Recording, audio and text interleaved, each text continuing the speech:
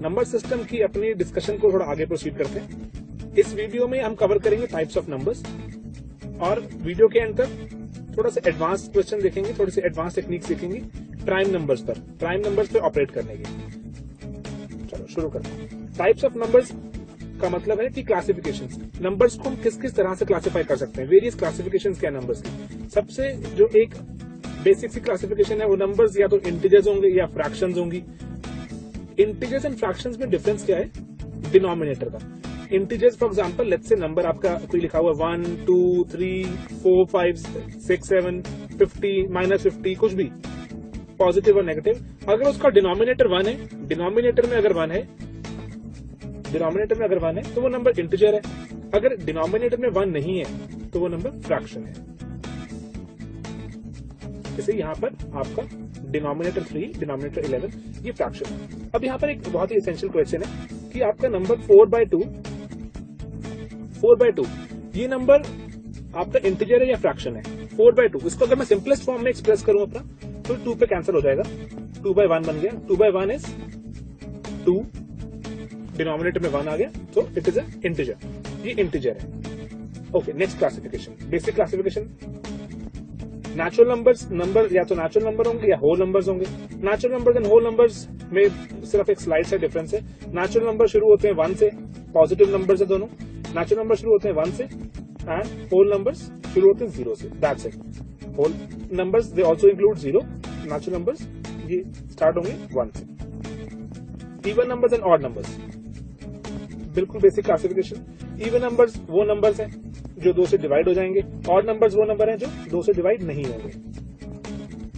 और एक बहुत ही इंपॉर्टेंट बात यहां नोट करने वाली, even numbers and odd numbers ये डिफाइंड है only and only on positive numbers. Negative numbers पर ये डिफाइंड नहीं है। इवन एंड ऑड कन्वेंशन है ये। एक इंपॉर्टेंट क्लासिफिकेशन है वो हम एक अगले वीडियो में देखेंगे, वो है रैशनल नंबर्स और इरैशनल नंबर्स की। नंबर्स को आप क्लासिफाई कर सकते हो रैशनल एंड इरैशनल। इसके आगे प्रोसीड करते हुए अब बहुत ही एक एसेंशियल क्लासिफिकेशन है हमारी, वो है prime numbers and composite numbers. Numbers या तो प्राइम होंगे या कॉम्पोजिट। इसमें डिफरेंस क्या है प्राइम एंड कॉम्पोजिट, ये देखते हैं अभी। प्राइम नंबर्स वो नंबर है, प्राइम नंबर्स जो किसी से डिवाइड नहीं होते, they are not divisible by any number.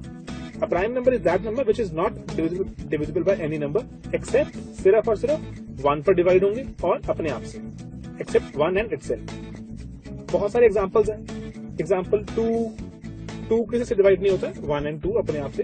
Okay, 3 5 7 11 13 को देख लीजिए, 13 को सिर्फ 1 से डिवाइड होगा और 13 से, किसी और नंबर से डिवाइड नहीं होता, तो प्राइम नंबर है।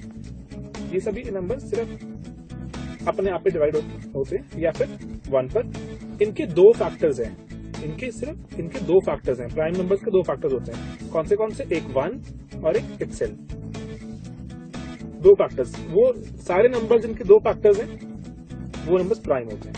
और otherwise for example let's say 12 के बहुत सारे फैक्टर्स हैं। 12 2 पे डिवाइड हो जाता है, 3 पर, 4 पर, 6 पर। 1 and 12 के सिवाय बहुत सारे नंबर्स पे डिवाइड हो गया तो ये प्राइम नंबर नहीं है। 39 बहुत सारे नंबर्स पे 3 पे डिवाइड हुआ, 13 पे डिवाइड हुआ, तो ये प्राइम नहीं है। जो नंबर्स प्राइम नहीं होते उनको बोलते हैं कॉम्पोजिट नंबर्स। ये कंपोज्ड है, they are composed of various numbers, तो इसलिए इनको कॉम्पोजिट नंबर्स बोलते हैं। Okay, again important question, 1 prime है या कॉम्पोजिट है? अगर हम 1 के फैक्टर चेक करें, 1 का सिर्फ एक ही फैक्टर है, 1 भी वही है, इटसेल्फ भी वही है, इसका सिर्फ एक फैक्टर है। जबकि हमने अभी देखा है कि प्राइम नंबर्स के 2 फैक्टर्स होते हैं। दैट मीन्स 1 ना तो प्राइम है ना ही कॉम्पोजिट है। 1 is neither prime nor composite because it has only 1 factor. Alright, ये तो थे नंबर्स, बहुत छोटे नंबर्स। अगर हम मेरे को जानना हो कि कोई एक नंबर, थोड़ा सा बड़ा नंबर, वो प्राइम है या नहीं, तो कोई टेक्निक हो सकती है इसकी। फॉर एग्जाम्पल क्वेश्चन है 191, मुझे जानना है 191 प्राइम नंबर है या नहीं। अब एक तो तरीका ये है कि मैं 1 से शुरू हो जाऊं, 1 2 3 4 5 अप टिल 191, मैं सभी नंबर से डिवाइड करता चलूं और मैं देखूं कि अगर रास्ते में किसी से डिवाइड हो गया तो प्राइम नहीं होगा। अगर सबसे बच गया, if it survived all the numbers, तो 191 प्राइम हो जाएगा। किसी से डिवाइड नहीं होगा तो प्राइम हो जाएगा। सबसे डिवाइड करना पड़ेगा, एक तरीका तो ये है, लेकिन बहुत ही लेंथी तरीका है। कोई आसान तरीका इससे? ऑफ कोर्स एक आसान तरीका भी है। हम 191 के नजदीक एक परफेक्ट स्क्वायर देखेंगे। आसान तरीका क्या कहते हैं? 191 के नजदीक एक परफेक्ट स्क्वायर देखिए। परफेक्ट स्क्वायर क्या होता है? परफेक्ट स्क्वायर होता है किसी नंबर का स्क्वायर। 191 के नजदीक कोई परफेक्ट स्क्वायर बताइए।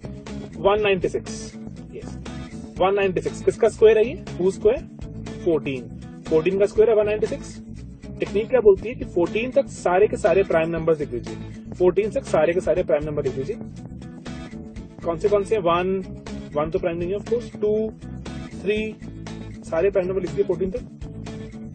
5 7 11 13 यही है बस नंबर। इनसे डिवाइड करना शुरू करते हैं 191 को। 191 2 से डिवाइड नहीं होगा, 3 से भी नहीं हुआ, 5 से भी नहीं हुआ, 7 से भी नहीं हुआ, 11 से भी नहीं हुआ, 13 से भी नहीं हुआ।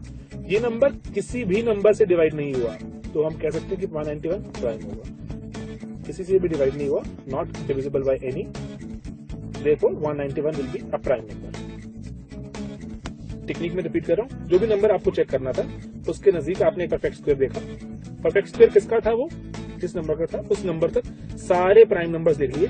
वो सारे प्राइम नंबर से डिवाइड करके चेक करा, किसी से डिवाइड नहीं हुआ तो वो नंबर प्राइम नंबर होगा। एक और एग्जांपल कर लेते हैं। For example number is 211 check करते हैं। कोई नजदीक का प्राइम नजदीक का कोई परफेक्ट स्क्वायर? 225 किसका? 15 का। 15 तक सारे प्राइम नंबर दिख लिए। वही अगेन 2 3 5 7 11 13 इसको डिवाइड करते हैं 211 को। 2 से भी नहीं हुआ, 3 से भी नहीं, 5 7 11 13 किसी से डिवाइड नहीं हुआ। Again it survived all the numbers, therefore 211 will also be a prime number. Alright, next video का हमारा कंटेंट क्या है कि कोई तरीका हो सकता है कि हम फटाफट से चेक कर पाए। अभी मेरे को 211 चेक करना पड़ा 11 से डिवाइड करके, 211 अपॉन 11 कर डिवाइड करना पड़ा मुझे कि डिविजिबिलिटी चेक करने के लिए इससे डिवाइड हुआ कि नहीं।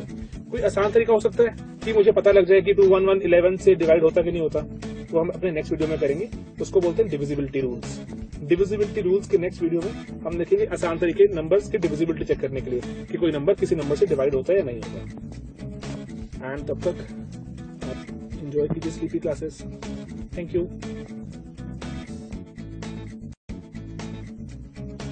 नंबर सिस्टम के इस वीडियो में हम डिस्कस करेंगे 2 कॉन्सेप्ट्स। पहला कॉन्सेप्ट रैशनल इरैशनल नंबर्स का, दूसरा concept decimal to fraction conversion. Decimal में आपको अगर एक नंबर गिवन हो उसको फ्रैक्शन में कन्वर्ट करना। ओके, शुरू करते हैं। रैशनल नंबर्स इरैशनल नंबर्स होते क्या हैं? मैं आपको एग्जांपल से समझाता हूँ थोड़ा सा। 1/2 को अगर मैं एक्सप्रेस करूं डेसिमल फॉर्म में, 1/2 को कितना बन जाएगा? 0.5। 1/3 लिखूं अगर मैं तो 0.33333 चलता रहेगा, ये डिवाइड ही नहीं होगा, 0.33 चली जा रहा है। दोनों में डिफरेंस क्या है?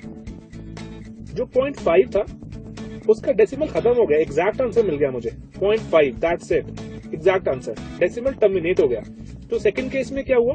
डेसिमल टर्मिनेट नहीं हुआ, 0.333 चलता ही रहेगा, जहां तक डिवाइड कर सकते हैं करते रहिए, लेकिन टर्मिनेट नहीं हुआ। लेकिन एक इसमें एक चीज है, एक इंपॉर्टेंट पॉइंट है, टर्मिनेट नहीं भी हुआ लेकिन पैटर्न रिपीट होता रहा। It kept repeating, 3 3 3 3 bar bar repeat हो रहा है। तो ऐसे नंबर्स जो या तो टर्मिनेट हो जाए, अगर टर्मिनेट नहीं होते, if they do not terminate, तो रिपीट करें। वो नंबर्स कौन से होते हैं? Rational numbers. एंड इनके कॉन्ट्ररी ऐसे नंबर्स जो ना तो टर्मिनेट हो और ना ही रिपीट करें, ना टर्मिनेट हो ना ही रिपीट करें, वो सभी नंबर्स कौन से हैं? Irrational numbers. इरैशनल नंबर्स, कोई पैटर्न नहीं बनता इसमें। एक समरी देख लेते हैं, क्विक सी summary rational numbers and irrational numbers की। रैशनल नंबर्स कौन से नंबर्स हैं? दो नंबर्स या तो वो टर्मिनेट हो जाए, दो नंबर्स विच टर्मिनेट, और if they do not terminate, अगर टर्मिनेट नहीं होते तो दे शुड रिपीट, एक पैटर्न रिपीट हो। वो सभी नंबर्स जो ना ही टर्मिनेट होते हैं और ना ही उनमें कोई पैटर्न रिपीट होता है, वो सभी numbers they are irrational numbers. जैसे नंबर है 3 पॉइंट, कुछ भी रैंडमली नंबर्स आ रहे हैं, 3.57625915 एंड सो ऑन, कोई पैटर्न नजर नहीं आ रहा, कोई डेसिमल टर्मिनेट नहीं हो रहा, they all are irrational numbers. So as a rule एक आप रूल, बहुत ही एसेंशियल रूल है, यहाँ पर एग्जाम में बहुत बार 2-3 बार टेस्ट हुआ है। जो भी नंबर है P/Q फॉर्म का, जो भी नंबर होगा वो हमेशा रैशनल होगा। P by Q फॉर्म हमेशा रैशनल होती है। तो एक सवाल आया एग्जाम में, क्वेश्चन आया कि 217 upon let's say any number 6927, कुछ भी नंबर है ये, तो आपने इसको डिवाइड किया। आपको बताना है कि जो भी नंबर आएगा, जो भी डेसिमल फॉर्म आएगी, वो आपको बताना है ये जो भी नंबर था 217 अपॉन 6927 ये रैशनल है या इरैशनल है। अब हम इसको डिवाइड तो करने से रहे कि इतना मुश्किल नंबर है ये 217 अपॉन 6927, इसको डिवाइड करके चेक करें कि डेसिमल टर्मिनेट तो नहीं होता, टर्मिनेट होता है अगर तो क्या पैटर्न कहाँ पे आता है, कैसे क्या, तो कोई ऐसा करने की कोई जरूरत नहीं है। सिर्फ और सिर्फ आपको चेक करना है कि number P by Q form का है। ऑफ कोर्स हमें गिवन है कि ये P by Q फॉर्म का है, ये number P upon Q form का नंबर है। जो भी number P by Q form का है वो रैशनल ही होता है। तो इरैशनल नंबर कौन से होते हैं? इरैशनल नंबर्स वो होते हैं जो रूट्स के अंदर होते हैं, जो रूट से बाहर नहीं आ सकते, फॉर एग्जाम्पल √5 ये इरैशनल है, ये रूट से बाहर नहीं आ सकता। √7, क्यूब रूट ऑफ 11 ये रूट से बाहर आ ही नहीं सकते। फिफ्थ रूट ऑफ 20 और बहुत ही एसेंशियल एक irrational number pi. But you will wonder, आप क्वेश्चन करोगे कि पाई तो की वैल्यू तो 22/7 होती है, 22/7 होती है, but that's not an exact value. 22/7 is an approximation. Otherwise जो लेटेस्ट एक कहीं पे लिखा हुआ था एक आर्टिकल में, जो पाई की वैल्यू कैलकुलेट किए 1 मिलियन प्लेसेस, 1 मिलियन प्लेसेस मतलब डेसिमल के बाद उन्होंने 10 लाख नंबर्स लगाए हैं और अभी तक कोई पैटर्न रिपीट नहीं हुआ है, कोई भी पैटर्न रिपीट नहीं हुआ है। And it seriously it concludes कि पाई इरैशनल नंबर है, pi is an irrational number. Question है यहाँ पर √4, क्या √4 इरैशनल नंबर है? नहीं, ये रैशनल है क्योंकि √4 रूट से बाहर आ सकता है। ये √4 is 2, ये रूट के बाहर आ जाएगा, तो it is a rational number. Okay, next topic, it is decimal to fraction conversion. Decimal to fraction, आपको एक डेसिमल वैल्यू गिवन होगी, आपको फ्रैक्शन में कन्वर्ट करनी होगी। फॉर एग्जाम्पल इजी क्वेश्चन शुरू करते हैं, 0.66666, वो पूछते हैं कि इसको फ्रैक्शनल फॉर्म में कन्वर्ट कर दो P by Q फॉर्म में। तो एक स्टैंडर्ड तरीका होता है, हम देखते हैं पैटर्न क्या रिपीट हो रहा है। पैटर्न x की वैल्यू है 0.6666, तो 6 रिपीट हो रहा है। जो भी चीज रिपीट हो रही होती है उसके ऊपर बार लगा देंगे, बार। 6 रिपीट हो रहा है तो 0.6 बार, तो ये बन गया 0.6 बार। अगर क्वेश्चन होता 0.61616161, तो 61 रिपीट हो रहा होता तो वो बन जाता 0.61 बार। जो भी चीज रिपीट हो रही होती है उसके ऊपर बार लगा देंगे, दैट्स इट। ओके, अब आपने देखा जो जितनी भी चीज, जो भी बार में कितने डिजिट्स हैं, बार में सिर्फ और सिर्फ एक डिजिट है 6, तो आप 1 0 वाले नंबर से मल्टीप्लाई करो, 1 0 वाले नंबर को मल्टीप्लाई करो दोनों तरफ, मल्टीप्लाइंग बोथ साइड बाय 10। आपने दो साइड को 10 से मल्टीप्लाई किया तो कितना बन गया 10x, और यहाँ पे कितना बन गया, डॉट शिफ्ट हो जाएगा। यहाँ पर आपने इस चीज को जब इंटू 10 किया, इस चीज को जब आपने इंटू 10 किया तो डॉट यहाँ से यहाँ शिफ्ट हो गया, तो नंबर बन गया 6.6 बार। और आपको पता था आपका x कितना है, 0.6 बार। यहाँ से आपने देखा, तो दोनों को सब्ट्रैक्ट करें, 10x में से एक x गया 9x, 6.6 बार में से 0.6 बार कैंसिल हो गया, 6 रह गया, x कितना आ गया 6/9 विच इज 2/3। एक और एग्जांपल करते हैं और क्लैरिटी हो जाएगी। आपको क्वेश्चन की बना कि 0.6161 जो भी हमने एग्जांपल लिया था, इसी को कन्वर्ट करते हैं फ्रैक्शनल फॉर्म में। x था 0.61 बार, कितने बार, बार में कितने डिजिट्स हैं, 0.61 बार, 2 डिजिट्स है, तो मल्टीप्लाइंग बोथ साइड बाय 100, 2 0 वाला 100, तो नंबर बन जाएगा आपका 100x, और डेसिमल कहां शिफ्ट हो गया, 2 प्लेसेस शिफ्ट हो जाएगा, 61.6161 चलता रहेगा, तो 61.61 बार।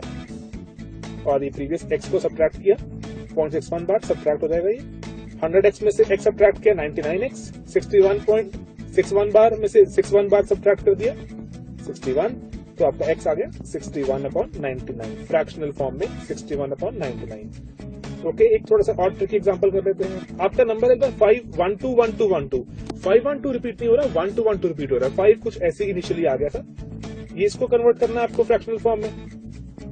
पहले इस क्वेश्चन को हम अपनी एक स्टैंडर्ड फॉर्म में लेकर आएंगे। आपको नंबर अभी ये गिवन है 0.512 बार।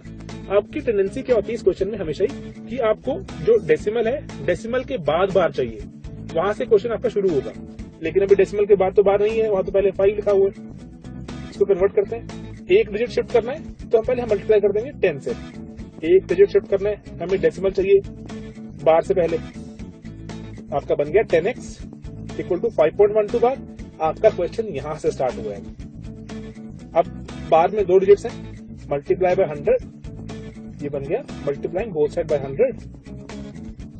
100 into 10 is 1000, 1000x। 100 into 5.12 bar is 512.12 bar. Subtract किया जी, 1000 में से 10x गया 990x, एंड 512.12 बार में से 5.12 बार सब्ट्रैक्ट किया 517, तो आपका x आ गया 517/990। That's it. एक ट्रिकी, बहुत ही पैराडॉक्सिकल क्वेश्चन है, मैथ का पैराडॉक्स है ये भी सॉल्व कर लीजिए। x की वैल्यू गिवन है 0.99999, इसको p/q में आपको एक्सप्रेस करना है। बहुत ही मजेदार क्वेश्चन है ये।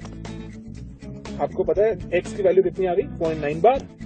0.9 बार में सिर्फ एक नंबर है, तो मल्टीप्लाइंग बाय 10, ये बन गया 10x equal to 9.9 bar.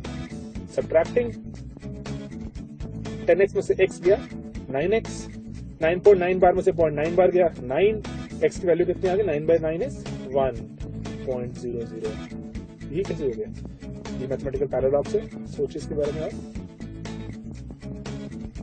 Alright, बाकी नेक्स्ट अपने हम क्लास में हम शुरू करेंगे अपना यूनिट डिजिट्स के कॉन्सेप्ट, एंड ऑफ कोर्स तब तक have a great sleep, take care.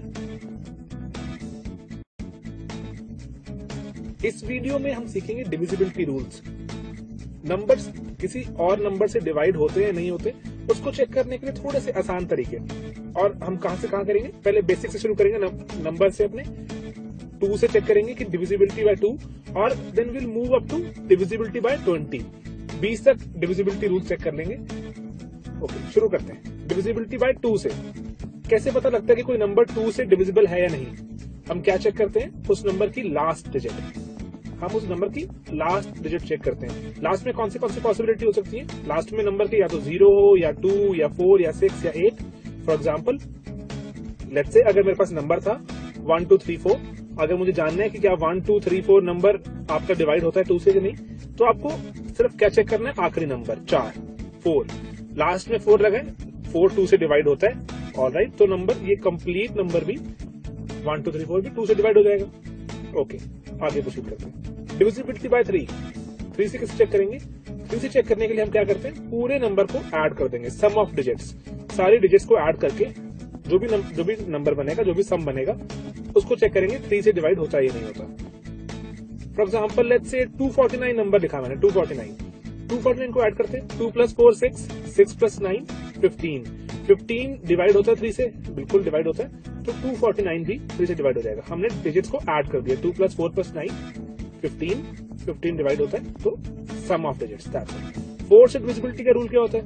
4 से चेक करने के लिए हम देखते हैं लास्ट 2 डिजिट्स, नंबर की आखिरी 2 डिजिट्स हम चेक करते हैं कि आखिरी 2 डिजिट्स डिवाइड होती हैं 4 से या नहीं होती हैं।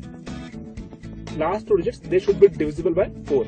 एग्जांपल देख लेते हैं, 1573 आपने चेक किया नंबर, आखिरी 2 डिजिट्स है 32 डिवाइड होता है 4 से, और 32 लास्ट में लगा हुआ है, ये 4 से डिवाइड होता है, तो ये कंप्लीट नंबर भी 4 से डिवाइड हो जाएगा। ओके, 5 से डिविजिबिलिटी तो ऑफ कोर्स बहुत ही आसान है, लास्ट में क्या लगाना चाहिए, या तो 0 या फिर 5। 6 से डिविजिबिलिटी, 6 इसका कैसे रूल बनाए? 6 का रूल बनाना बहुत ही आसान है। 6 किससे बनता है? 2 और 3 से, तो नंबर 2 से भी डिवाइड होना चाहिए और 3 से भी। दैट मीन्स हम जो भी नंबर चेक करेंगे वो 2 से डिवाइड भी होना चाहिए और 3 से भी, दोनों के रूल चेक करने पड़ेंगे। एग्जांपल लिखते हैं, 648 आपने नंबर लिखा, ये चेक करेंगे 6 से डिवाइड होता है कि नहीं। पहले चेक करिए 2 से, ऑफ कोर्स लास्ट में 8 लगाए, 2 से डिवाइड हो जाएगा। इसका सम करें, 6 + 4 10, 10 + 8 18, दैट मीन्स 18 3 से डिवाइड है, तो ये 3 से डिवाइड भी हो गया। ये 2 से भी हो गया, 3 से भी, तो इसका मतलब 6 से भी डिवाइड हो जाएगा। ओके, 729 में देखें, आखिरी में लगा 9 तो डिवाइड नहीं होता 2 से, दैट मीन्स 2 का टेस्ट फेल हो गया, तो इसका मतलब ये एक टेस्ट में फेल हो गया, 6 से डिवाइड नहीं होगा। ओके 8 7 का रूल थोड़ा सा ट्रिकी है, अदरवाइज व्हाट आई सजेस्ट है कि 7 के लिए तो आप अपना नॉर्मल टेक्निक ही फॉलो करिए, 7 से डिवाइड कर दीजिए। अदरवाइज उसमें टेक्निक होती है 1000 डिजिट्स को माइनस करने की, वो इतने यूजफुल नहीं है, उसमें टाइम बचता नहीं है, टाइम एक्स्ट्रा ही लग जाएगा। तो 8 पे प्रोसीड करते हैं, डिविजिबिलिटी बाय 8 में चेक करने का तरीका क्या होता है, आखिरी 3 डिजिट्स, लास्ट 3 डिजिट्स। आप नंबर जो भी था उसकी आखिरी 3 डिजिट चेक करिए कि वो 8 से डिवाइड होती है नहीं होती है। फॉर एग्जाम्पल ये एग्जाम्पल है 7956248, इसकी लास्ट 3 डिजिट्स हैं 248, इसको डिवाइड करें 8 से, ऑफ कोर्स 8 से डिवाइड होता है, 248 डिवाइड किया 8 पे डिवाइड होगा कंप्लीटली, तो पूरा नंबर 7956248 ये कंप्लीट नंबर 8 से डिवाइड हो जाएगा। सिर्फ लास्ट 3 चेक करने चाहिए। बाय 9 चेक करें, अगर 9 से डिविजिबिलिटी बिल्कुल 3 की तरह ही है, सम ऑफ डिजिट्स बनाएंगे हम, अगर वो 9 से डिवाइड हो गई तो आपका नंबर डिविजिबल है, अगर 9 से डिवाइड नहीं हुई तो नंबर डिविजिबल नहीं है। एग्जाम्पल लिखते हैं 1 2 3 4 5 6 7 8 9, हमने चेक करना है 1 2 3 4 5 6 7 8 9 नंबर है कि 9 से डिवाइड होता है कि नहीं होता। ऐड करते हैं 1 + 2 3 3 + 3 6 6 + 4 10 + 5 15 21 28 36 45 45 बना था इसका। क्या 45 डिवाइड होता है 9 से? ऑफ कोर्स 45 9 से डिवाइड होता है, दैट मीन्स ये कंप्लीट नंबर भी 9 से डिवाइड हो जाएगा। ऑलराइट, 10 से तो कोई प्रॉब्लम ही नहीं है, लास्ट में 0 चाहिए। 11 पे थोड़ी डिस्कशन करेंगे अभी सिर्फ मैं यहाँ रूल लिख रहा हूँ, और 11 पे कुछ बहुत क्वेश्चन भी आए एग्जाम में, इसके रूल को थोड़ा सा अब नेक्स्ट अपने स्लाइड में डिस्कस करते हैं। 12 से 12 ऑफ कोर्स किससे बना है? 3 और 4 से, तो आपको 3 का रूल चेक करना है एंड 4 का रूल चेक करना है। तो 13 14 में कोई रूल नहीं बनाएंगे। 15 में 3 और 5। 16 एसेंशियल थोड़ा सा, 16 को चेक करने के लिए हम क्या करते हैं, लास्ट 4 डिजिट्स, आखिरी 4 डिजिट्स चेक करेंगे 16 से डिविजिबल है या नहीं। ओके, बहुत सारे रूल्स इकट्ठे हो गए और थोड़ा सा कंफ्यूजन भी हो रहा है कि कौन सा रूल कहाँ लगाना है। आसान तरीका, 3 और 9 सिमिलर नंबर्स हैं, 3 का स्क्वायर 9, तो सिमिलर सा रूल है सम ऑफ डिजिट्स वाला। बाकी आपके नंबर्स बचे 2 4 8 16, लास्ट डिजिट्स कर रहे हैं बार बार, तो कैसे याद करने, किसमें लास्ट 2 डिजिट्स हैं, किसमें लास्ट 3 डिजिट्स हैं? बहुत ही आसान है, बहुत ही आसान। लास्ट 1 लास्ट 2 लास्ट 3 लास्ट 4 कैसे? 2 is 2 raised to power 1, 4 is 2 raised to power 2, 8 is 2 raised to power 3, 16 is 2 raised to power 4, जिसकी जो पावर रेज्ड है उतनी डिजिट चेक करनी होंगी। 2 raised to power 1 है तो 1 डिजिट, 2 है तो 2 digit, 3 digit and 4 digit. Simple याद करने का, तो 16 में था 2 raised to power 4, तो हमें आखिरी 4 डिजिट चेक करनी थी। That's it. ओके, 11 का रूल थोड़ा सा डिस्कस कर लेते हैं यहाँ पर, डिविजिबिलिटी बाय 11। इसको बोलते हैं difference of alternate sums. Difference of alternate sums, इसको समझ लेते हैं, एसेंशियल रूल है। Difference of alternate sum should be divisible by 11। एक एग्जांपल लिखते हैं, जैसे हमारे पास नंबर लिखा है 1 2 3 4 5 6 7 8 9। ऑल्टरनेट नंबर्स को ऐड करिए, ऑल्टरनेट मतलब एक एक छोड़कर ऐड करते हैं। 1 + 3 4, 4 + 5 9, 9 + 7 16, 16 + 9 25। ऑल्टरनेट नंबर्स को ऐड किए एक एक छोड़कर, सम बना 25। बाकी जो नंबर बचे हैं उनको ऐड करते हैं ऑल्टरनेट में, वो भी 2 + 4 6, 6 + 6 12, 12 + 8 8 20, 20 बना सम। इनका डिफरेंस, ऑल्टरनेट सम्स का डिफरेंस देखा हमने, 25 - 20 है 5। क्या 5 11 से डिवाइड होता है? ऑफ कोर्स नहीं होता, तो ये कंप्लीट नंबर, हमारा एक कंप्लीट नंबर जो ये था, ये भी 11 से डिवाइड नहीं होता होगा। एक और एग्जांपल देखते हैं, 1 0 2 0 3 0 4 0 1 फॉर एग्जांपल नंबर है ये आपका 1 0 2 0 3 0 4 0 1। चेक करते हैं, ऑल्टरनेट ऐड करें। 1 + 2 3, 3 + 3 6, 6 + 4 10, 10 + 1 11, सम बना 11। बाकी को ऐड करते हैं, 0 + 0 0 + 0 0 0 एंड दैट्स इट। तो आपका टोटल सम बना 0। 11 - 0 is 11, 11 से डिवाइड हो जाता है, तो ये कंप्लीट नंबर भी डिविजिबल होगा। ओके, एक और नंबर 1 2 3 4 5 6 5 4 3 2 1, ये नंबर है, इसको चेक करते हैं। 1 + 3 4 9 14 17 18, 18 बना आपका सम बना 18, और बाकी ऑल्टरनेट नंबर्स को ऐड करा, उनका सम भी बना 18। डिफरेंस कितना आ गया? 0। Difference is 0। क्या ये नंबर डिविजिबल हुआ या नहीं हुआ? 0/11 करें, कोई रिमाइंडर बचा? 0/11 रिमाइंडर, कुछ लेफ्ट आउट बचा, कुछ नहीं, nothing is left out, that means it is divisible. थोड़ा सा इसको और एक्सप्लेन करता हूँ मैं। नंबर था बहुत ही सिंपल नंबर 11, चेक करते हैं क्या 11 डिवाइड होता है 11 से? ऑफ कोर्स हमें पता है 11 तो 11 से डिवाइड होगा ही होगा। इसमें रूल लगाकर देखें, 11 में एक नंबर तो 1 है, दूसरा ऑल्टरनेट 1 है, 1 माइनस 1 0, 0 आ गया। ओके, 11 का स्क्वायर 121, वो भी तो वो चेक करेंगे 11 से डिवाइड होता है, हमें पता है 11 से डिवाइड होता है वो। इस पर रूल लगाते हैं, 1 प्लस 1 2, 2 माइनस 2 0, ये भी डिवाइड हो गया। So point here is most of the times you will see difference as 0 only। ज्यादातर आपका डिफरेंस 0 ही आएगा। 11 आ जाए डिफरेंस, या 22 आ जाए डिफरेंस, या 33 आ जाए डिफरेंस, ये बहुत ही रेयरली होगा। Difference most of the times, I would say 95% of the times आपका डिफरेंस 0 ही आ रहा होगा। कि ऑल्टरनेट आप नंबर्स ऐड करेंगे, उनका डिफरेंस देखेंगे आप, तो आपका डिफरेंस 0 आ रहा होगा। ओके, अपने नेक्स्ट वीडियो में अब हम डिस्कस करेंगे थोड़ा सा higher concepts, unit digits and remainder theorem and जो भी बाकी बचे कॉन्सेप्ट्स। तब तक आप एंजॉय कीजिए 3P classes. Thank you.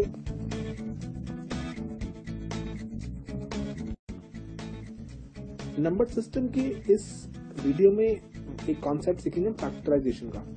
Count करेंगे किसी भी नंबर के फैक्टर्स कितने हो सकते हैं, counting the number of factors of a number. Okay, before like we start discussing, जैसे हम डिस्कशन शुरू करें उसके पहले एक बेसिक सा एक क्वेश्चन, फैक्टर्स में एंड मल्टीपल्स में कोई डिफरेंस है या फिर एक ही चीजें हैं ये? इसको एक एग्जांपल से समझते हैं। लेट्स से आपके पास नंबर है 6 कौन से नंबर से डिवाइड होता है? 6 डिवाइड होता है 1 से, 2 से, 3 से एंड 6 से। ऑल राइट, जो भी नंबर से 6 डिवाइड होगा वो नंबर्स होते हैं फैक्टर्स, जो नंबर्स 6 को डिवाइड करें। कौन से नंबर्स हैं ये? सिर्फ ये 4 नंबर, 1 2 3 और 6, ये 6 को डिवाइड करते हैं, 6 के फैक्टर्स हैं। तो मल्टीपल्स क्या है? मल्टीपल्स होते हैं 6 को जो मल्टीप्लाई करने से आएंगे, जो 6 का टेबल है, 6 into 1 6, 6 into 2 12, 6 into 3 18, into 4 24 and so on. Let's say 6 into 10 करते हैं, आगे 60 हो जाएगा, 6 इंटू 12 करते हैं 72 हो जाएगा, सो ऑन। ये टेबल चलता रहेगा, मल्टीपल्स चलते रहेंगे, जहां तक मल्टीप्लाई कर सकते हैं मल्टीप्लाई करते रहिए, और ये मल्टीपल्स नए नए मल्टीपल्स आते रहेंगे। इसका मतलब एक यहाँ पे एक और इम्पोर्टेंट ऑब्जर्वेशन है, जो फैक्टर्स होते हैं they are limited in number. जैसे यहाँ पे कहते हैं सिर्फ 4 थे, they are limited in number, whereas multiples ये होते हैं इनफाइनाइट, जहां तक मल्टीप्लाई कर सकते हो मल्टीप्लाई करते रहो, मल्टीपल्स मिलते रहेंगे, इनफाइनाइट। ओके, अब अपने कॉन्सेप्ट को शुरू करते हैं। नंबर ऑफ फैक्टर्स काउंट करना, किसी भी नंबर के नंबर ऑफ फैक्टर्स काउंट करना। ओके, इसको एक एग्जांपल से शुरू करते हैं। लेट्स से आपके पास नंबर है 24 के फैक्टर्स कौन से हैं? चलो एक बार लिख लेते हैं, किससे 24 डिवाइड होता है? 1 से, 2 से, 3 4 6 8 12 24। इन ऑल कितने हुए काउंट करें? 1 2 3 4 5 6 7 8 ऐसे नंबर्स हैं जिनसे 24 डिवाइड होता है। ओके, अब आसान तरीका है कोई इसको फाइंड करने का? ऑफ कोर्स है। उसको पहले हमको क्या करना पड़ेगा? उसके पहले हमें प्राइम फैक्टराइज करना पड़ेगा 24 को, प्राइम फैक्टराइजेशन। 24 को उसकी सबसे बेसिक चीज में, बेसिक फॉर्मेशन में लिखना पड़ेगा। फॉर एग्जाम्पल, अगर मैं 24 को ब्रेक करता हूं, लेट्स से 4 इंटू 6 तो प्राइम फैक्टराइजेशन नहीं है, क्योंकि 4 या 6 दोनों ही प्राइम नंबर्स नहीं है। तो प्राइम फैक्टराइज करने के लिए क्या करते हैं हम? 24 को बिल्कुल बेसिक्स में ब्रेक करेंगे। स्टैंडर्ड तरीका क्या है ब्रेक करने का? 24 लिखा, डिवाइड करना शुरू किया, 2 से डिवाइड हुआ 12 रह गया, 2 से डिवाइड हुआ 6 रह गया, 2 से डिवाइड हुआ 3 रह गया, एंड 3 से डिवाइड हुआ 1 रह गया। That's it. तो नंबर क्या बन गया? 24 is 2 into 2 into 2, 3 bar into 3, या फिर 2 कितनी बार है? 3 बार, 2 क्यूब इंटू 3⁻1। और राइट, इसके बाद नंबर ऑफ फैक्टर्स काउंट करना बहुत ही आसान है। जो भी आपके पास पावर्स आई हैं उनमें 1 1 ऐड करो। पावर आई थी 3 and 1, 1 1 ऐड किया, 3 + 1 is 4, 1 + 1 is 2। इनको मल्टीप्लाई कर दो, 4 इंटू 2 is 8। सो 24 में कितने फैक्टर्स आ गए? 8। हमने पहले भी ये काउंट किया था, 8 ही आए थे। ऑल राइट, चलो एग्जांपल और करते हैं। लेट्स से आपको 100 के फैक्टर्स काउंट करने हैं। 100 के फैक्टर्स काउंट करने का तरीका क्या है? या तो आप ऑफ कोर्स वो लाइन लगा के उसको ब्रेक डाउन करना शुरू करो, अदरवाइज मेंटली भी कर सकते हैं। 100 को आप कोई भी दो नंबर से ब्रेक करो जो आपको लगते हैं आसान। फॉर एग्जाम्पल मुझे आसान लगता है 100 इज 25 इंटू 4। मुझे पता है 100 इज 4 इंटू 25। मैंने 4 को और फर्दर ब्रेक डाउन किया, 4 is 2 square and 25 is 5 square. ये प्राइम नंबर्स में मैंने इसको ब्रेक कर दिया। पावर जब मिलकर मुझे 2 एंड 2 1 1 ऐड किया, 2 + 1 3, 2 + 1 3, फैक्टर्स कितने आ गए 9। और मैं थोड़ा एक ब्रेकिंग डाउन का एक थोड़ा सा कॉन्सेप्ट समझ लीजिए। 100 को मैंने कैसे ब्रेक किया, 4 इंटू 25 मुझे कन्वीनियंट लगा, 4 इज 2 स्क्वायर, 25 इज 5 स्क्वायर। या फिर एक तरीका और हो सकता है कि मुझे 100 लेट्स से मुझे 4 इंटू 25 नहीं याद आया, मुझे लगा कि 100 इज 2 इंटू 50। 2 इंटू 50 समझ लिया मैंने। 2 इंटू 50 इज 2 तो ऑलरेडी प्राइम है, 50 इज 2 इंटू 25, 25 इज 5 स्क्वायर। मैंने ऐसे ब्रेक कर दिया, तो 2 square 5 square, eventually answer same बन जाएगा। लेकिन कैसे, जितना क्विकली करेंगे उतना बेटर है। एग्जाम में नंबर्स बहुत बड़े नंबर्स नहीं आते, मेंटली आप सॉल्व कर सकते हो। एक एग्जांपल और देखो आप, लेट्स से 640 को ब्रेक करना है आपने। 640, आप वीडियो यहाँ पॉज कर सकते हैं, आप अपना चेक कीजिए आंसर क्या होगा। मैं मीनवाइल आगे प्रोसीड करता हूँ। 640 मुझे नजर आ रहा है 64 इंटू 10, मेरे को कन्वीनियंट लग रहा है। 64 इंटू 10, 64 मुझे पता है 8 का स्क्वायर होता है, 10 इज 2 इंटू 5, 8 होता है 2 का क्यूब, उस रेस्ट पार 2 कर दी, and 2 into 5, 2 cube raised power 2 is 2 raised power 6। Powers multiply हो जाएंगी, 2 इंटू 5, तो 2 इकट्ठे कर दिए 7, 5 इकट्ठे कर दिए 1, पावर्स में 1 1 ऐड किया, मल्टीप्लाई किया, 8 इंटू 2 इज 16। 640 के 16 फैक्टर्स है। ओके, अब एक क्वेश्चन करते हैं, थोड़ा एग्जाम टाइप क्वेश्चन, जो एग्जाम में सवाल आएंगे। आपको बताना है how many factors of 350 are divisible by 10। ऐसे 350 के कितने फैक्टर्स ऐसे हैं जो 10 से भी डिवाइड होंगे। ओके, 350 को पहले आप प्राइम फैक्टराइज कीजिए। 350 को मैंने कैसे प्राइम फैक्टराइज किया, दोबारा देखिए। 350 मुझे पता है 35 इंटू 10 है, 350 35 इंटू 10। 35 मुझे पता है, सॉरी 10 मुझे पता है 2 इंटू 5 है, और 35 इज 5 इंटू 7। तो मैंने दोनों 5 इकट्ठे कर दिए, तो 5 स्क्वायर बन गया, एक 7, तो प्राइम फैक्टराइज कर दिया। ओके, अगर आपके नंबर फैक्टर्स के चाहते निकालना, वो भी निकाल सकते हैं। ऐसे आप पावर में 1 1 ऐड किया, 1 + 1 2, 2 + 1 3, एंड 1 + 1 2।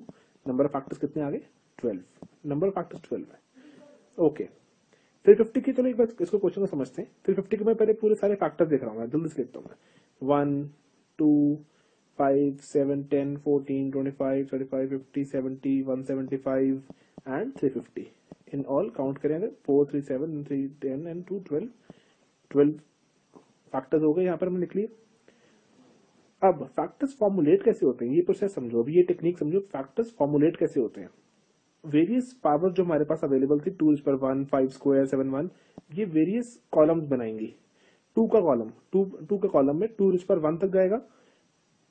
2⁻1 जाएगा मतलब 2 के पास कौन सी पावर्स अवेलेबल है, या तो 2 की पावर 0 हो जाएगी या 2 की पावर 1 हो जाएगी।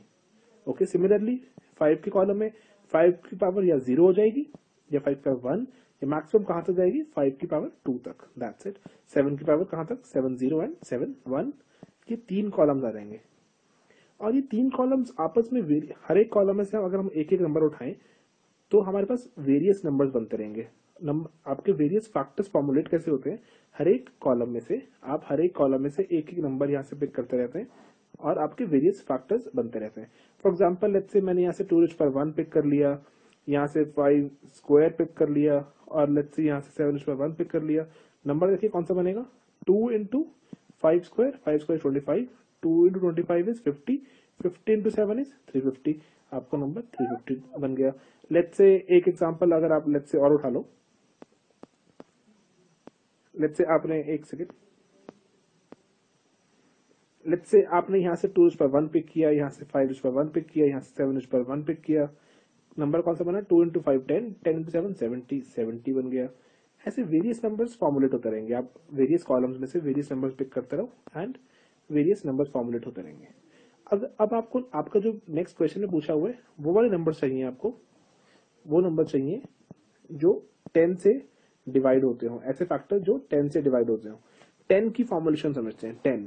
10 बनता कैसे है, 10 इज 2⁻1 इंटू 5⁻1। ओके, इसका मतलब ये हुआ कि एटलीस्ट आपको 2 एक बार चाहिए, एटलीस्ट एक 2 चाहिए और एटलीस्ट एक 5 भी चाहिए।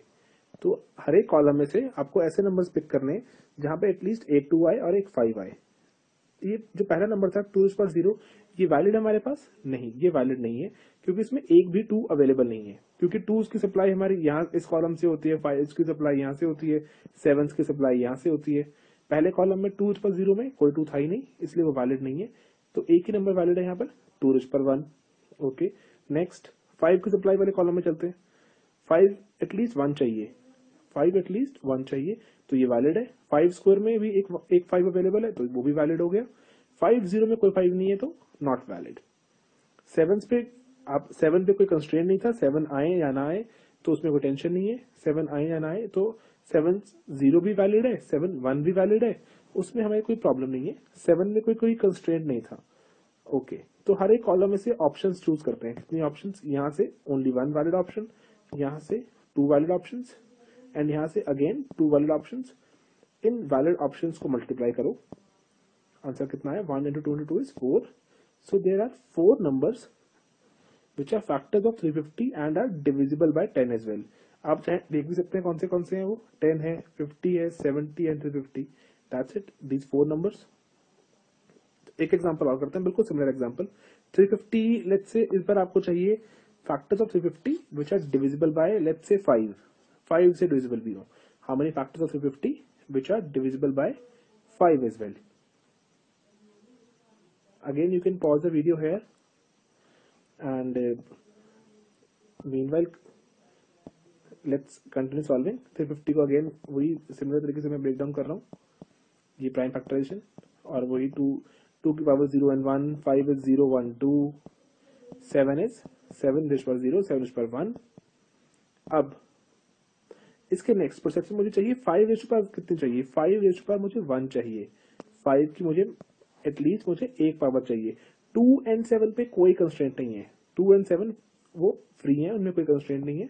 तो यहां पर 5 रेज़ पर 1 चाहिए मुझे एटलीस्ट, तो मैंने 5 रेज़ पर 1 मेरी यहां से मुझे मिलेगा, और नीचे वाले नंबर में एक 5 अवेलेबल है। यहाँ पर 5 रेज़ पर 0 में एक भी 5 अवेलेबल नहीं है, तो ये नंबर वैलिड नहीं है। 2 and 7 पे कंस्ट्रेंट नहीं था, 7 0 7 1 दोनों एप्लीकेबल, 2 0 2 1 दोनों एप्लीकेबल। आपको सिर्फ वो करना होता है, जो कंस्ट्रेंट जहां पे लगा होता है उसमें देखना होता है कौन सी चीज नहीं आ सकती। फॉर एग्जाम्पल 5 रेज़ पर 1 में 5 रेज़ पर 0 नहीं आ सकता था, बाकी एवरीथिंग एल्स वाज वैलिड, बाकी सब कुछ वैलिड था। तो हर एक कॉलम में से आपने नंबर उठाए, यहाँ से 2 ऑप्शन है आपके पास, यहाँ से 2 ऑप्शन एंड यहाँ से 2 ऑप्शन, मल्टीप्लाई किया, 2 into 2 into 2 is 8। So there are 8 numbers which are factors of 350 and are divisible by 5 as well। Okay, एक थोड़ा सा टफ क्वेश्चन करते हैं, थोड़ा सा बेटर क्वेश्चन, क्लैरिटी हो जाएगी और अच्छी। लेट्स से नंबर आपके पास है, how many factors of let's say 1800 which are let's say divisible by 60। Quickly इसको करते हैं सॉल्व, उसके बाद एक बेटर क्वेश्चन सॉल्व करेंगे। 60 से जो डिविजिबल हो, 1800 को पहले प्राइम फैक्टराइज कर लेते हैं। 1800 की प्राइम फैक्टराइजेशन इज 18 into 100। 18 को मैंने ब्रेक किया, 2 into 3 square, 100 is 5 square into 2 square. Okay, 2 की पावर अवेलेबल होगी 3 का स्क्वायर है एंड 5 का भी स्क्वायर है। ये नंबर चेक किए मैंने क्विकली, 5 0 1 2 एंड 3 में भी 0 1 2। 60 को मैंने ब्रेक किया, 60 को ब्रेक डाउन करते हैं। 60 इज 6 into 10, 6 क्या होता है 2 into 3 एंड 10 इज 5 into 2। तो 2 कितने हो गए स्क्वायर में, 3 1 में एंड 5 1 में। दैट मीन्स कंस्ट्रेंट क्या है मेरे पास, कंडीशन क्या है, एटलीस्ट 2 स्क्वायर चाहिए, एटलीस्ट 2 स्क्वायर। 2 क्यू में भी 2 स्क्वायर है, लेकिन 2 रेज़ पर 1 में 2 स्क्वायर नहीं है, 2 0 में भी 2 स्क्वायर नहीं है, ये दोनों ऑप्शन इनवैलिड। 3 कितना चाहिए, एटलीस्ट 3 1 चाहिए, तो ये वैलिड है। 3 स्क्वायर वैलिड है, 3 0 नहीं वैलिड। 5 एटलीस्ट 1 चाहिए, 5 स्क्वायर भी आ सकता है, फिर 5 0 नहीं वैलिड। हर एक कॉलम में से कितने कितने ऑप्शन, यहाँ से 2 ऑप्शन, यहाँ से 2 ऑप्शन, अगेन यहाँ से 2 option. So there are in all there are 8 option. 8 numbers ऐसे होंगे जो 1800 के फैक्टर्स भी होंगे and are divisible by 60 as well. Okay, so this brings us to a last question, a good one. This question is a slightly different one. How many factors of let's say 15,000 number है हमारे पास, इसके ऐसे कितने factors होंगे दो part है इस question के. फर्स्ट पार्ट सेज ऐसे कितने फैक्टर्स हैं 15,000 के जो परफेक्ट स्क्वायर्स हैं, एंड सेकंड पार्ट रीड्स ऐसे कितने नंबर्स हैं, ऐसे कितने factors of 15,000 which are perfect cubes. Okay, again solving this question. 15,000 को प्राइम फैक्टराइज किया मैंने. 15 इंटू 1000 को मैंने ब्रेक कर रहा हूँ 100 इंटू 10, 100 इंटू 10. ओके, सो नंबर्स इकट्ठे किए. इवन गया 2 क्यूब, 5 पर 4, 3 पर 1. नंबर लिखने शुरू किए 2 0 1 2 3, 3 शुरू किया 0 1 5 4 तक जाएगा. ओके, फर्स्ट पार्ट सॉल्व करते हैं. चलो first part, how many perfect squares. Perfect square की कंडीशन क्या होती है? परफेक्ट स्क्वायर की एक सिंपल सी कंडीशन है कि आपकी जो पावर्स हैं दे शुड बी इवन, क्योंकि इवन पावर्स ही होती हैं वही स्क्वायर रूट के बाहर आ पाएंगी, वही परफेक्ट स्क्वायर कहलाएंगी. तो इवन पावर्स यहाँ पर जो है सिर्फ वही हमारी कंसिडरेशन में आएंगी. कौन सी इवन पावर है? 2⁻0 इवन है, 2 स्क्वायर भी इवन है. 2⁻1 इवन तो नहीं है, ऑफ कोर्स नहीं, इवन पावर नहीं है वो. 3⁻0 इवन पावर है, 5⁻0 इवन पावर है, 5⁻2 इवन पावर है, एंड 5⁻4 इवन पावर है. ओके, कितनी ऑप्शन हर एक कॉलम से? यहाँ से 2 ऑप्शंस, यहाँ से 1 ऑप्शन, एंड यहाँ से again 3 options. In all 2 into 1 into 3 is 6. So there are 6 numbers which are perfect squares and factors of 15,000. Next part solve करते हैं. Next part again writing down the numbers. Numbers लिखे. Okay. अब इसमें आपको perfect cube चाहिए. Perfect cubes कौन से होंगे जिसमें पावर्स कौन सी होंगी? 3 के मल्टीपल, जो 3 के मल्टीपल में होंगी. कौन सी पावर है 3 के मल्टीपल में? 0 है, यहाँ पर एक 3 है, दैट्स इट, और कोई नहीं है. 1 and 2 नहीं होती, यहाँ पर सिर्फ 0 है, एंड नेक्स्ट में 0 है एंड 3 है. सो हर एक कॉलम में कितने ऑप्शन? यहाँ 2 ऑप्शन, यहाँ 1 ऑप्शन, एंड यहाँ 2 ऑप्शन. That's it, multiplied. आपके आंसर कितना आ गया? 4 again. Okay, that was it. ये अपने फैक्टराइजेशन में तो बहुत सारे क्वेश्चन हैं एग्जाम में, बहुत ऑफन टेस्टेड एक कॉन्सेप्ट है ये. अगर आपको डाउट होता है, अगर आपको कुछ भी कोई क्वेश्चन चाहिए एंड ऑल, तो बहुत सारी चीजें अवेलेबल हैं. Like I got plenty of resources available. तो आप मुझे कमेंट कर सकते हैं यहाँ पर अपने यूट्यूब वीडियो पर, और या फिर आप मुझे इनबॉक्स में मैसेज कर सकते हैं. जैसे भी आप मुझे बता दीजिए, और आप अपना ईमेल आईडी ड्रॉप कर दीजिए. बहुत सारा कंटेंट अवेलेबल है, तो I be really glad to help you. Baki till then, keep enjoying sleepy classes. Thank you.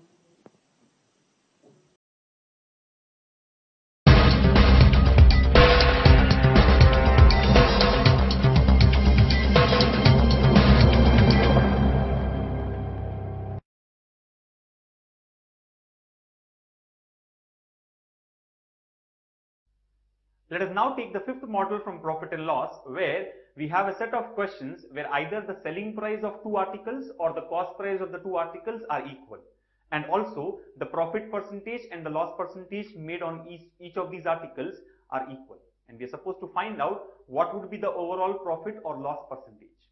Let us look at the first example. The question says a shopkeeper bought 2 ceiling fans for rupees 800 each. He sold one fan at a profit of 12% and the other at a loss of 12%. What would be his overall profit or loss in the transaction? So we need to find out the overall profit or loss which is made by the shopkeeper when he has sold both the fans. Now, as given in the question, the shopkeeper bought 2 fans for rupees 800 each. We understand that the price which you pay to buy some article is the cost price of the article. So very clearly, the cost price of the 2 fans is rupees 800 each. So the cost price of the first fan is 800, and for the second fan is also 800.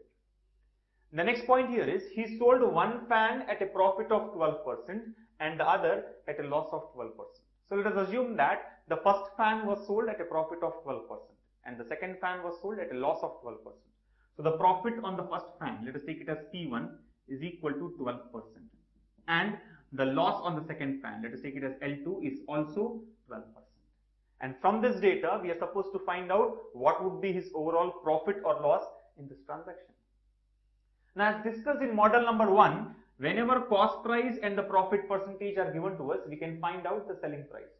For example, when the profit is 12%, we understand that selling price should be 100 plus 12, 112%. So very clearly the selling price here of the first fan should be 112%. And the cost price is given as 800. So 100% is equivalent to 800. We are supposed to find out what is 112%.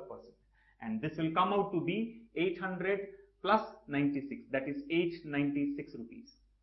Similarly, for the second fan here, we know that the cost price is 800. That means again the 100% is 800, but the loss was 12%.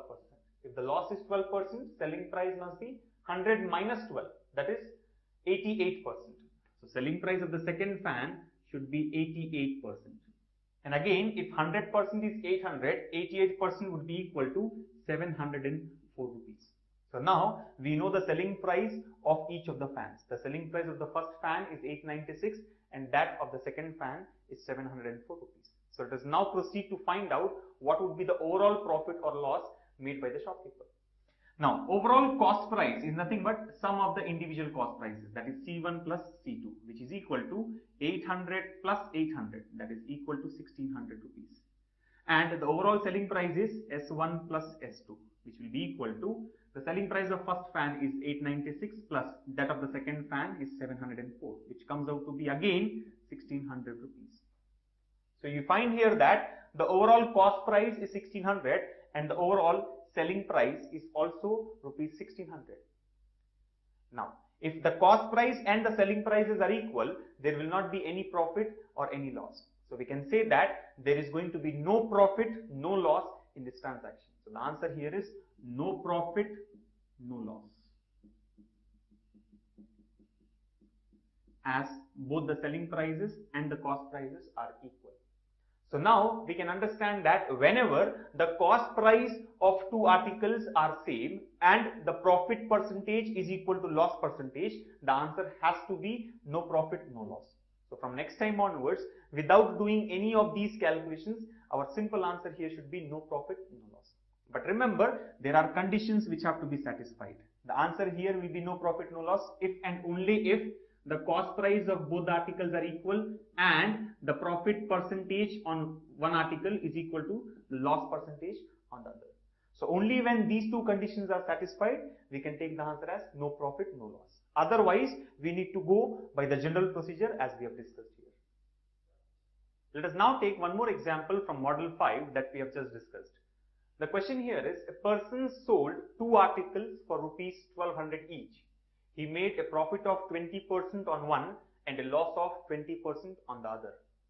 What will be the overall profit or loss in percentage? Now, if you try to observe here, the example 2 that is given here is quite similar to example 1. Even in that case, the profit made on one article was equal to the loss made on the other article in terms of percentage.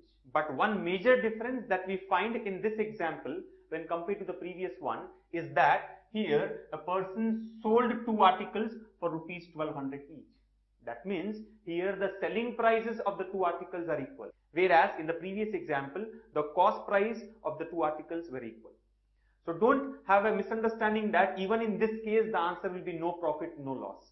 Remember friends, answer will be no profit, no loss only when the cost prices are equal and the percentage profit is equal to percentage loss. But as you can see here, we have no idea about the cost prices. We only know that the selling prices are equal and percentage profit on one is equal to percentage loss on the other. So let us try to solve this question in the standard procedure first.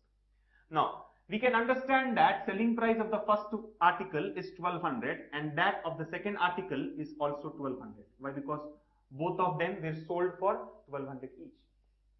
The profit on one of the articles is 20% and the loss on the other is also 20%. So let us assume that the first article was sold at a profit. So profit on first one should be 20% and the second one was sold at a loss of 20%. Now again, with respect to model number 1, once we know the selling price and the profit or loss percentage, we can find out the cost price. As you can see here, profit is 20%. If the profit is 20%, selling price should be 100 plus 20, that is 120%. But that 120% is given as 1200. So if 120% is 1200, the cost price, which is always 100%, will be equal to 1000. So we can say that the cost price is 1000 when the selling price is 1200 and the profit is 20%.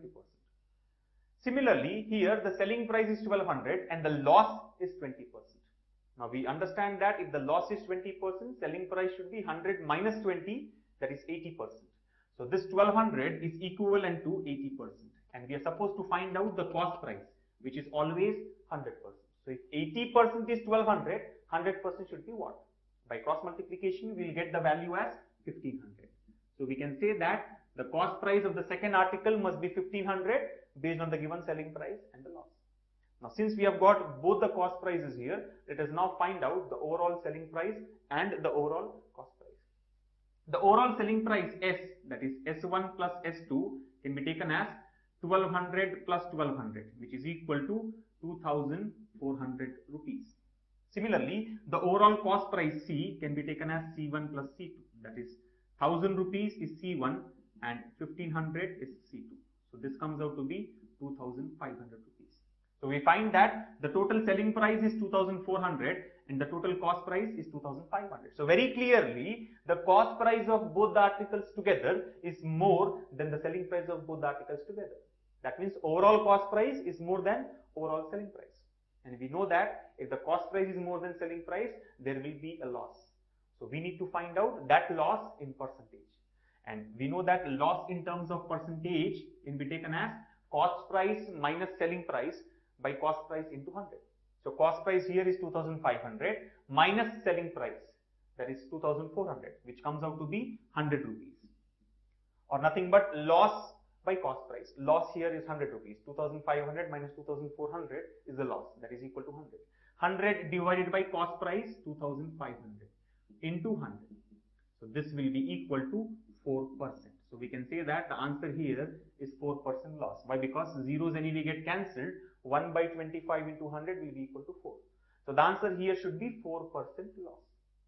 But friends, as this is a special case where the selling price of each article is equal and at the same time the profit made on the first article is equal to the loss made on the second article in terms of percentage, we need not write all these steps to get the answer. This question can be solved with the help of a shortcut formula, which is as follows. The overall loss percentage can be taken as x squared by 100%, where x is nothing but the common gain or loss, or common profit or loss. For example, here we find that the profit is 20% and the loss also is 20%. So the common gain or loss, x, in our case is 20. So the answer can be directly taken as 20 squared by 100. We know that 20 squared is 400 and 400 by 100 is 4. So the answer here is 4% loss. So this is the shortcut formula to solve such questions. So remember that always the overall loss should be taken as x squared by 100%. But because this is a shortcut formula, you also need to take care of the star mark, which means conditions apply. This particular formula is only applicable in certain conditions, and those conditions here are, the first one is selling price should be equal for both the articles. S1 must be equal to S2. And the second condition is profit percentage on one article should be equal to the loss percentage on the second one. Only when these two conditions are satisfied, we can apply the formula x squared by 100. Otherwise, we need to follow the normal procedure. So friends, simply remember that whenever the selling prices of the two articles are equal and the percentage profit on one is equal to the percentage loss on other, the answer should be x squared by 100, where x is the common gain or loss percentage. And this question is quite opposite to the previous example, where the cost prices were equal and the percentage profit was equal to percentage loss. So wherever the cost prices are equal and the percentage profit is equal to percentage loss, the answer has to be no profit, no loss. And wherever selling prices are equal and the percentage profit is equal to percentage loss, the answer can be taken as x squared by 100. And remember, in these type of cases, always we'll have a loss. So no need to worry whether this is 4% profit or 4% loss. It has to be 4% loss only. So depending on the question, you can either say that the answer is no profit, no loss, or apply the shortcut formula, that is x squared by 100. And if these conditions are not satisfied, then you can follow the normal procedure and get the required answer.